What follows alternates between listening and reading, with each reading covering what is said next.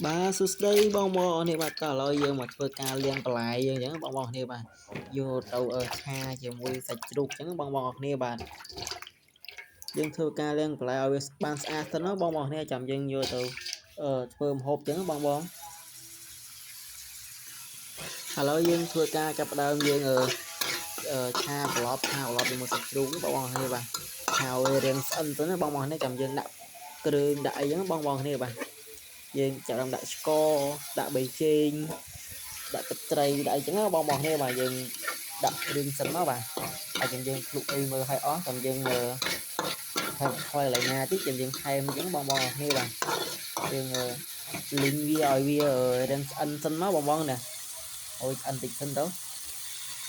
ពេលយើងរំលីងហើយយើងបន្ថែមទឹកបន្តិចបងប្អូនគ្នាបាទថែមទឹកក្តៅបានទឹកធម្មតាយើងក៏បានដែរបងប្អូនគ្នាបាទដល់ពេលយើងបន្ថែមទឹកហើយយើងបើកភ្លើងឲ្យវារឹងខ្លាំងបន្តិចមកយើងដាក់បន្លែចូលអញ្ចឹងបងប្អូនគ្នាបាទដាក់សណ្តែកគូអញ្ចឹងណាយើងដាក់ទឹកបន្ថែមដើម្បីយើងឲ្យបន្លែយើងវាឆាប់ទុនឆាប់ឆ្អិនអញ្ចឹងបងប្អូនគ្នាបាទចាបញ្ចូលសំឡេងខ្ញុំវារៀងដេកដប់តិចទេបងប្អូនគ្នាខាងបញ្ចូលសំឡេងយូរចង់ហ៎ចប់មកអញ្ចឹងណាបងប្អូនគ្នាបាទសូមអធិស្ឋានផងបាទបើការនិយាយលឺលុះទៅសូមអធិស្ឋានផងបាទឥឡូវយើងមកខាប់ពេលយូរយើងឆាប្រឡប់ជាមួយបន្លែយើងទៅបាទឲ្យបន្លែយើងរៀងស្អិនបន្តិចទៅបងប្អូននេះបាទដល់ពេលវារៀងសពពហើយយើងមើលនេះទៀតយើងបន្ថែមបង្គាក្រៀមបន្តិចអញ្ចឹងដើម្បីឲ្យមានរសជាតិអញ្ចឹងបងប្អូននេះបាទយើងថែមបង្គាក្រៀម2 3ស្លាបព្រាអញ្ចឹងបងប្អូននេះបាទថែមឲ្យវាមានកាន់តែជាតិតែម្ដងបងប្អូនគ្នាបាទដល់ពេលយើងបន្ថែមហើយយើងធ្វើការឆាឡប់2 3ដងទៀតទៅបងប្អូនគ្នាបាទដល់ពេលយើងឆាប្រឡប់វាឲ្យវាចូលជាតិសិនហើយយើងភ្លក់មើលម្ដងតិចយ៉ាងបងប្អូនគ្នាបាទបើសិនវារាងប្រៃយើងថែមស្ករបន្តិចទៀតទៅក៏បានដែរបងប្អូនគ្នាបាទតែសម្រាប់ខ្ញុំគឺមិនទៅហូបស្ករទេអញ្ចឹងបងប្អូនគ្នាបាទហ្នឹងហើយបងប្អូនគ្នាយើងបន្ថយម្កាស់តិចទៅកុំឲ្យ